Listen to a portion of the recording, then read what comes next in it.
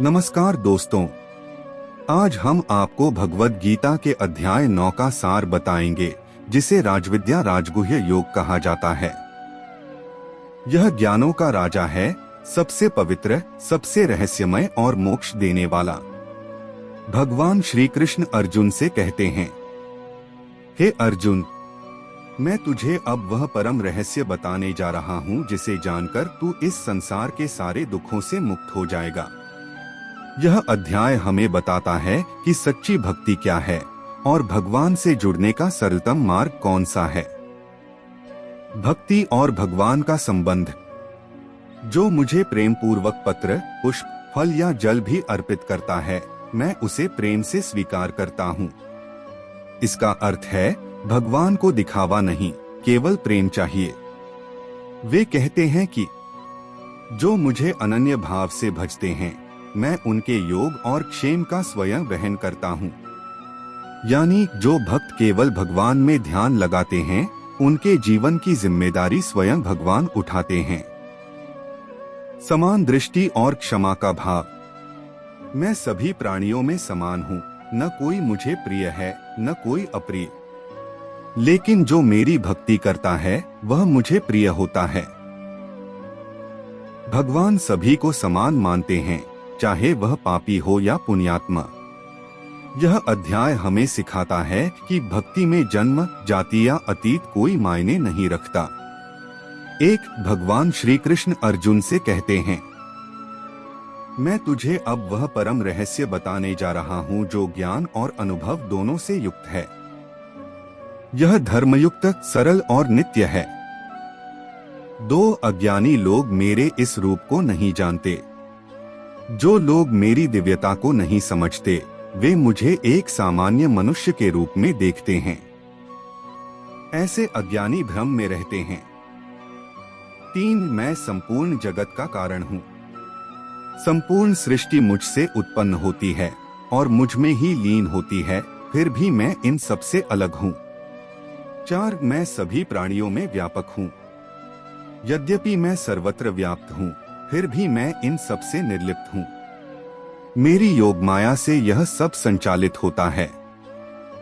5 भक्ति का महत्व। जो व्यक्ति मुझे श्रद्धा और प्रेम से भजते हैं, मैं उनकी रक्षा करता हूँ और उन्हें मोक्ष प्रदान करता हूँ। 6 सभी कर्म मुझे अर्पित करो। जो व्यक्ति अपने समस्त कार्य मुझे अर्पित करता है, मेरे परायण होकर मुझ में मन लगाता है, वह मुझे प्राप्त होता है। 7 भक्तों को भगवान का वचन। जो मुझे पत्र, पुष्प, फल या जल भी प्रेम पूर्वक अर्पित करता है, मैं उसे स्वीकार करता हूँ। 8 हर प्राणी मेरे लिए समान है। मैं सभी के प्रति संभाव रखता हूँ, लेकिन जो मेरी भक्ति करता है वह मुझे प्रिय होता है। 9 यह ज्ञान दुर्लभ है। यह ज्ञान बहुत गोपनीय है, लेकिन मैं इसे तुमसे कह रहा हूँ क्योंकि तुम मेरे प्रिय मित्र हो। 10 नवा अध्याय निष्कर्ष। सच्चा भक्त वही है जो भगवान को सर्वस्व मानता है, उसके प्रति श्रद्धा और प्रेम रखता है और समर्पण करता है। ऐसे भक्त को भगवान स्वयं अपनी शरण में लेते हैं। यह अध्याय भगवान श्री कृष्ण द्वारा अर्जुन को सर्वोत्तम ज्ञान और भक्ति का उपदेश देता है। इसे राजविद्या, ज्ञानों का राजा और राजगुह्य, गोपनीयताओं का राजा कहा गया है, क्योंकि इसमें भगवान की दिव्य सत्ता और भक्ति का गूढ़ रहस्य बताया गया है। श्री कृष्ण कहते हैं, हे अर्जुन, मैं तुझे अब वह परम गोपनीय ज्ञान बताने जा रहा हूँ जिसे जानकर तू संसार के अशुभ बंधनों से मुक्त हो जाएगा। श्री कृष्ण कहते हैं, यह ज्ञान सभी विद्याओं का राजा, सभी गोपनीयताओं का राजा, अति पवित्र, अति उत्तम, प्रत्यक्ष फल वाला, धर्मयुक्त, साधन करने में सुखदायी और अविनाशी है। जो लोग मेरी परम सत्ता को नहीं जानते, वे मुझे मनुष्य रूप में देख तुच्छ समझते हैं और मेरी दिव्य सत्ता को पहचान नहीं पाते। हे पार्थ, दैवी प्रकृति से युक्त महात्मा लोग मुझे अनन्य भाव से भजते हैं, मुझे भूतों के आदि और अविनाशी कारण के रूप में जानते हुए। जो लोग मुझे अनन्य भाव से ध्यान करते हैं, मैं उनके योग और भलाई की रक्षा करता हूँ।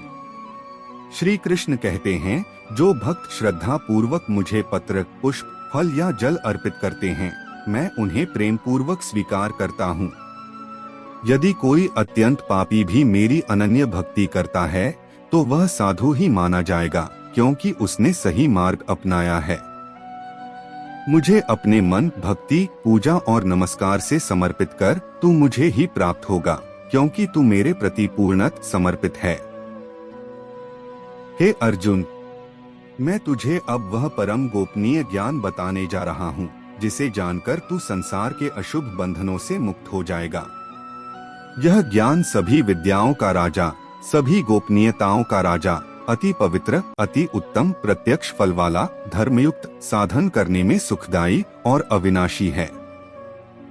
श्री कृष्ण कहते हैं, हे अर्जुन, इस धर्म में श्रद्धारहित पुरुष मुझे प्राप्त न होकर मृत्यु रूपी संसार में भ्रमण करते रहते हैं। साथ ही कहा, हे अर्जुन, मेरे अधिष्ठान से प्रकृति चराचर सहित सर्वजगत को उत्पन्न करती है और इस कारण से यह संसार चक्र घूमता रहता है। हे धनंजय, उन कर्मों में आसक्ति रहित और उदासीन के समान स्थित मुझ परमात्मा को वे कर्म नहीं बांधते। जैसे सर्वत्र विचरने वाला महान वायु सदा आकाश में ही स्थित है, वैसे ही संपूर्ण प्राणी नियमित स्थित हैं, ऐसा समझ। जैसे आकाश से उत्पन्न होकर सर्वत्र विचरण करने वाली वायु सदा आकाश में ही स्थित रहती है, वैसे ही संपूर्ण प्राणी मेरे संकल्प से उत्पन्न होकर मुझ में ही स्थित रहते हैं। हे अर्जुन, कल्पों के अंत में सब प्राणी मेरी प्रकृति को प्राप्त होते हैं, अर्थात प्रकृति में लीन होते हैं, और कल्पों के आदि में उनको मैं फिर रचता हूँ। जब एक कल्प का अंत होता है तब सभी प्राणी मेरी प्रकृति में लीन हो जाते हैं, और जब नया कल्प आरंभ होता है तब मैं उन्हें पुनः रचता हूँ। अपनी प्रकृति अर्थात दुर्गा को अंगीकार करके अर्थात पति पत्नी रूप में रखकर स्वभाव के बल से परतंत्र हुए इस संपूर्ण प्राणी समुदाय को बार बार उनके कर्मों के अनुसार रचता हूँ। मैं अपनी प्रकृति को अंगीकार करके अर्थात माया शक्ति के माध्यम से स्वभाव के बल से परतंत्र हुए संपूर्ण प्राणी समुदाय को उनके कर्मों के अनुसार बार बार रचता हूँ। हे अर्जुन, उन कर्मों में आसक्ति रहित और उदासीन के समान स्थित मुझ परमात्मा को वे कर्म नहीं बांधते। हे अर्जुन, जो व्यक्ति कर्मों में आसक्ति रहित और उदासीन के समान स्थित रहता है, वह मुझे प्राप्त करता है और उसके कर्म उसे बांधते नहीं। हे अर्जुन, मुझ अधिष्ठाता के सकाश से प्रकृति चराचर सहित सर्वजगत को रचती है, और इस हेतु से ही यह संसार चक्र घूम रहा है। हे अर्जुन, मेरी अधिष्ठान से प्रकृति सर्वजगत को रचती है, और इस कारण से यह संसार चक्र निरंतर घूमता रहता है। मेरे परम भाव को न जानने वाले मूढ़ लोग मनुष्य का शरीर धारण करने वाले मुझ संपूर्ण भूतों के महान ईश्वर को तुच्छ समझते हैं, अर्थात अपनी योग माया से संसार के उद्धार के लिए मनुष्य रूप में विचरते हुए मुझ परमेश्वर को साधारण मनुष्य मानते हैं। जो लोग मेरी परम सत्ता को नहीं जानते, वे मुझे मनुष्य रूप में देख तुच्छ समझते हैं और मेरी दिव्य सत्ता को पहचान नहीं पाते। जो लोग भक्ति से विमुख हैं, उनकी आशाएं, कर्म और ज्ञान all व्यर्थ होते हैं। वे राक्षसी और आसुरी प्रवृत्ति को धारण करके मोह में फंस जाते हैं। हे पार्थ, जो महात्मा होते हैं, वे दैवी स्वभाव को अपनाकर मुझे अनन्य भाव से भजते हैं, मुझे सब प्राणियों का आदि और अविनाशी जानकर। वे महात्मा लोग सदा मेरा कीर्तन करते हैं, दृढ़ संकल्प से युक्त होकर भक्ति भाव से मेरी उपासना करते हैं और निरंतर मुझ में लीन रहते हैं। कुछ लोग ज्ञानयज्ञ द्वारा भी मेरी उपासना करते हैं। कभी मुझे एक रूप, कभी विविध रूपों में और कभी संपूर्ण विश्व में व्यापक रूप से पूजते हैं। मैं ही यज्ञ हूँ, तप हूँ, औषधि हूँ, मंत्र हूँ, घी हूँ, अग्नि हूँ और आहुति हूँ। मैं ही पिता, माता, पोषक, जानने योग्य, शुद्ध करने वाला, वेद और लक्ष्य हूँ। मैं जीवनदाता हूँ, वर्षा बरसाने वाला हूँ, मृत्यु और अमृत हूँ। जो अनन्य भाव से मेरी उपासना करते हैं, मैं उनके योग, प्राप्ति और क्षेम, सुरक्षा का स्वयं वहन करता हूँ। जो भक्त प्रेम पूर्वक मुझे पत्र, पुष्प, फल या जल अर्पित करता है, मैं उसे स्वीकार करता हूँ। मैं सभी प्राणियों में संभाव रखता हूँ। कोई मुझे अप्रिय या प्रिय नहीं है, परंतु जो मेरी भक्ति करते हैं वे मुझ में हैं और मैं उनमें। यदि कोई अत्यंत पापी भी अनन्य भाव से मेरी भक्ति करता है तो वह साधु ही है, क्योंकि उसका संकल्प सही है। हे अर्जुन, मुझ में मन लगाओ, मेरे भक्त बनो, मेरी पूजा करो, मुझे नमस्कार करो, इस प्रकार तुम मुझे ही प्राप्त करोगे। यह मैं सत्य वचन देता हूँ, क्योंकि तुम मुझे प्रिय हो। 1. भगवान सर्वत्र हैं, फिर भी निर्लिप्त हैं। भगवान कहते हैं, मैं इस संपूर्ण ब्रह्मांड में व्याप्त हूँ, फिर भी मैं किसी से बंधा नहीं हूँ। भगवान हर कण में हैं, हर प्राणी में हैं, लेकिन संसार में फंसे नहीं हैं। हमें भी ऐसा ही बनना चाहिए, कर्तव्य करते हुए बिना मोह के। 2. सच्चा भक्त कभी अकेला नहीं होता। जो मेरी अनन्य भक्ति करते हैं, मैं उनके योग, जरूरतें और क्षेम, सुरक्षा की जिम्मेदारी लेता हूँ। यदि मन से भगवान में लग जाएं, तो जीवन की चिंता भगवान उठा लेते हैं। बस निष्ठा, विश्वास और प्रेम बना रहना चाहिए। 3. भक्ति में जन्म, पाप, जाति आड़े नहीं आते। अगर कोई पापी भी अनन्य भाव से मेरी भक्ति करे तो वह भी शीघ्र ही साधु हो जाता है। ईश्वर भूतकाल नहीं देखते, केवल वर्तमान का प्रेम देखते हैं। पवित्र होने के लिए जन्म नहीं, मन की पवित्रता चाहिए। 4. सच्ची पूजा केवल प्रेम से होती है। पत्र, पुष्प, फल, जल जो भी कोई श्रद्धा से मुझे अर्पित करता है, मैं उसे स्वीकार करता हूँ। भगवान को महंगे चढ़ावे नहीं, सच्चा प्रेम और सरलता चाहिए। एक तुलसी का पत्ता भी भाव से दिया जाए तो भगवान उसे आनंद से स्वीकार करते हैं। सभी को समान दृष्टि से देखो। मैं सब में संभाव रखता हूँ, न कोई मुझे प्रिय है न कोई अप्रिय। भक्त वही है जो सभी में ईश्वर को देखे, जात पात, अमीरी गरीबी से ऊपर उठकर समत्व की भावना रखे। ईश्वर सर्वत्र हैं, लेकिन उनसे जुड़ने के लिए हृदय की शुद्धता चाहिए। सच्ची भक्ति बिना दिखावे की होती है। भगवान उन भक्तों का स्वयं सहारा बन जाते हैं जो उन्हें अनन्य भाव से चाहते हैं। जन्म, कर्म और अतीत से ऊपर उठकर हर कोई ईश्वर की कृपा का पात्र हो सकता है। सेगमेंट 1, भगवान का पहला संदेश, मैं हर जगह हूँ। भगवान श्री कृष्ण कहते हैं, मैं इस संपूर्ण ब्रह्मांड में व्याप्त हूँ। सब मुझ में हैं, लेकिन मैं किसी में नहीं हूँ। जैसे आकाश हर जगह है, लेकिन फिर भी किसी चीज से चिपका नहीं है, वैसे ही भगवान हर दिल में हैं, लेकिन बंधे नहीं हैं। तुम भी यही बनो, जिम्मेदार बनो, कर्म करो, लेकिन मोह में मत फंसो। सेगमेंट 2, भक्ति, भगवान को चाहिए क्या? भगवान कहते हैं, पत्र, पुष्प, फल, जल जो भी भक्त मुझे प्रेम से देता है, मैं उसे स्वीकार करता हूँ। क्योंकि उन्हें चांदी, सोना, महंगे भोग नहीं चाहिए। उन्हें चाहिए तुम्हारा दिल।